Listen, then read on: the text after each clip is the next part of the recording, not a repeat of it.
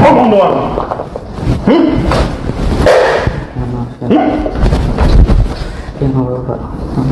Neni Herlina, seorang pegawai Dikti yang dimutasi sepihak tanpa alasan jelas, menceritakan bagaimana permasalahan terjadi antara dirinya dengan Menteri Pendidikan Tinggi, Sains dan Teknologi Satrio Brojonegoro.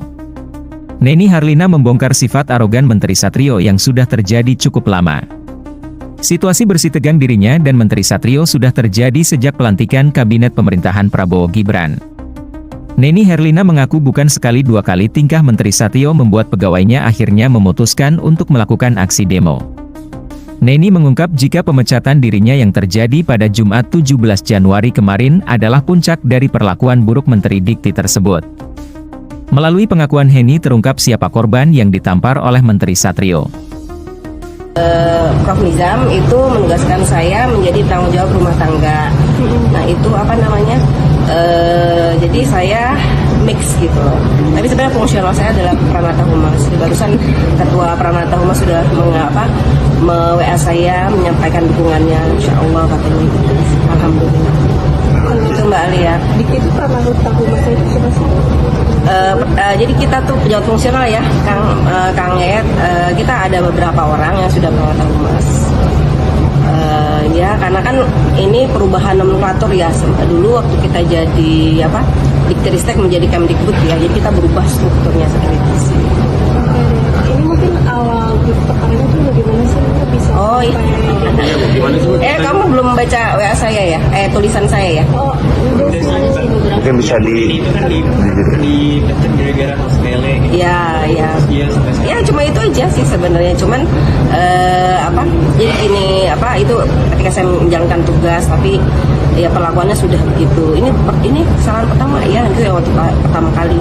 Nanti kalau dulu lagi saya pecat kamu. Dari pertama tuh udah begitu gitu. Dari pertama tuh udah gitu. Udah akhirnya saya dilungguin sama Pak Sekjen, nggak usah nongol lah gitu. Sampai akhirnya ada banyak kejadian yang namanya ngurusin rumah tangga kan ribet ya, banyak hal gitu. Jadi akhirnya sudah teman-teman saja yang melaksanakan, saya disuruh ngumpet lah istilahnya. Tapi ada kejadian lagi. Nah kemudian kejadian itu yang akhirnya kan kita juga ada ketua tim rumah tangga itu ada juga.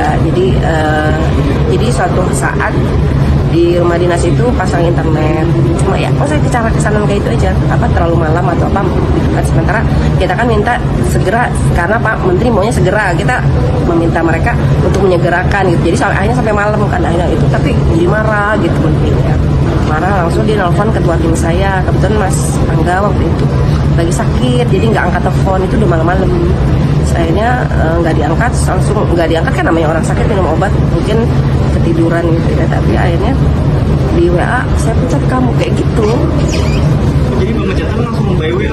Iya. Tanpa ada Emang surat? iya, nggak ada.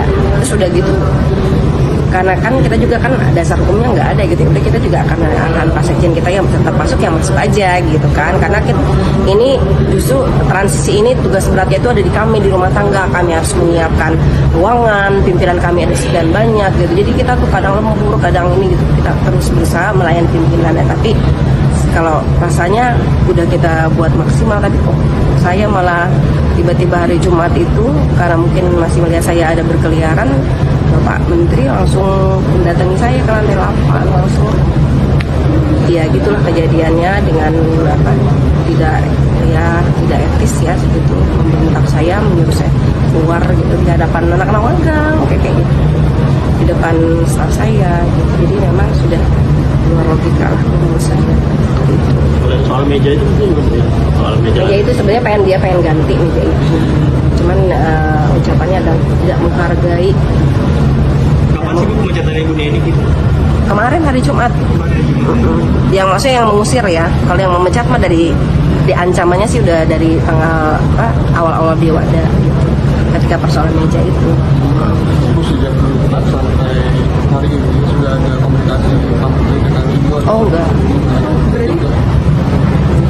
Berarti tadi katanya sempat ngobrol sama Pak Satrio, itu nggak ada? Oh enggak ada. Enggak ada, saya dipanggil. Nggak mungkin lah ya. Itu juga, saya juga kaget juga beliau datang sengaja mendatangi saya di lantai 8 hanya untuk mengusir. Bu, di spanduk kan ada tulisan terkait perbuatan fisik yang dilakukan ya Bu ya. Kalau itu tuh seperti apa sih? Itu marah itu apa? Iya. Marah tadi iya. Ya itu kejadian juga. Jadi itu sebenarnya itu vendor kami, kasihan juga sih sebenarnya. Jadi karena saya sudah tidak boleh sama pimpinan, nggak boleh hadir, ya udah akhirnya kita vendor aja yang maju, yang betulin segala macam. Nah itu sampai kayak gitulah. Vendornya juga hari ini ketakutan tadi emang menuduh saya. Sudah gitu kan kita bilang kalau ada apa-apa kamu kalau diapa-apain direkam aja. Dan sama dia direkam. Ada rekamannya itu, makanya nggak ada, udah nyebar kali. Saya kasih juga sama dianya karena kan keluarganya dia takut diapa-apain gitu kan. Ditampar gitu. Iya gitu ya, dipukul apa. Vendor yang masang internet itu berarti Bu, atau Bukan, yang lain lagi. Oh, lain lagi. Yang masang internet lain lagi. Banyak kan kita kalau di rumah tangga banyak vendor-vendor ya. Oh, berarti salah satu vendor ya. Ini Bu. Telisik TV mengabarkan.